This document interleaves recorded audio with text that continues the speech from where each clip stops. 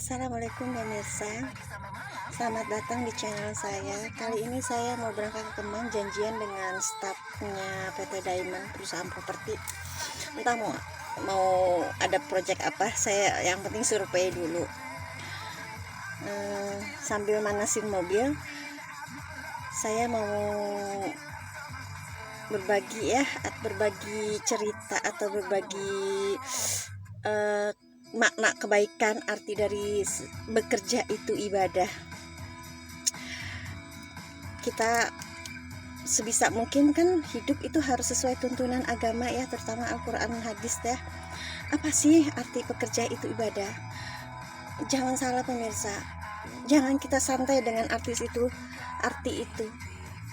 Kita beranggapan kerja itu kan ibadah untuk menghidupi diri kita sendiri, untuk membantu perekonomian keluarga, untuk memikirkan masa depan akhirat kita.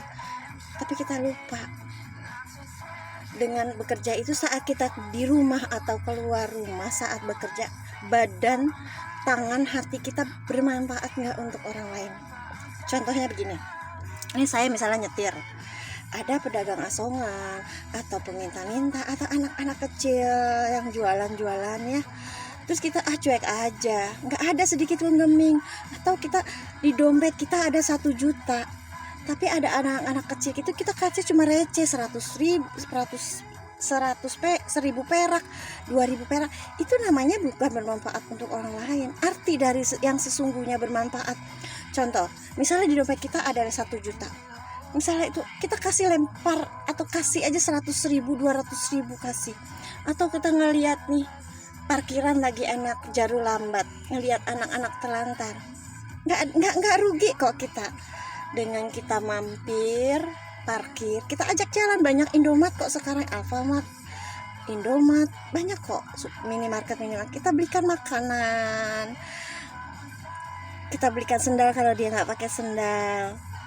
Nah, kalau kita di jalur lambat ada tukang becak, kecuali misalnya dompet kita ada 100.000, kita ngasih cuma 10.000 atau 5.000, paling kecil 2.000, masih wajar. Jadi Allah tidak menganjurkan sodako bukan sebagian kecil hartamu, tapi sebagian hartamu. Kita nggak perlu harus menjadi sultan atau artis-artis yang kaya raya, yang kayak YouTuber, kayak yang di YouTube. Enggak, jangan menunggu seperti mereka. Mereka lebih kaya, mereka nyumbang banyak, alhamdulillah. Kita juga harus, apapun yang ada di diri kita, sebagian kita itu hak orang lain, bukan sebagian kecil. Salah kalau kita pikir cuma sekedar gitu membantu 2.000 perak, 1.000 perak, udah selesai gitu. Enggak. Karena apa yang kita, rezeki yang kita dapatkan itu dari Allah, kebaikan Allah untuk kita, bukan karena kecerdasan kita.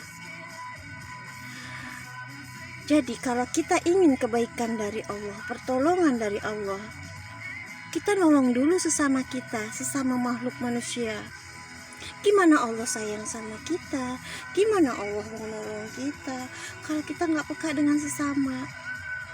Ingat, Allah tidak butuh kok sujud kita, Allah tidak butuh pujian kita. Allah tidak, kalau kita sendiri tidak berguna dan tidak mengasihi, memuliakan sesama, terutama miskin dan duafa. Maaf kalau kata-kata saya agak saya nggak menggurui, saya bukan ustazah, saya hanya pelaku usaha yang punya cita-cita.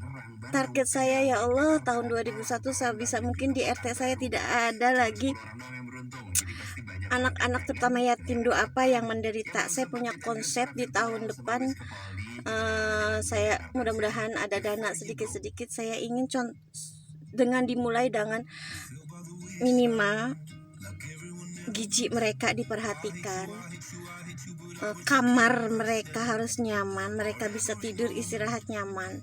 Saya akan survei, kebetulan saya punya teman-teman saya di daerah saya. Doain pemirsa, gak apa-apa kan cerita?